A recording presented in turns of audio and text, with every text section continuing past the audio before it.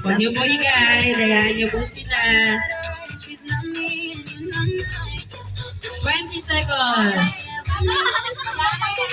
Sige.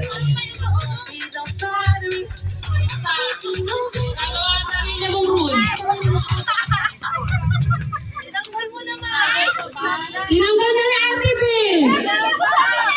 Ba't kasi naniniwala dyan? Ano lang yun? Practice lang, practice. Sige, ulit. Kasi tinanggal na ni Ate B. Naniniwala ka sa babae niya. Sige.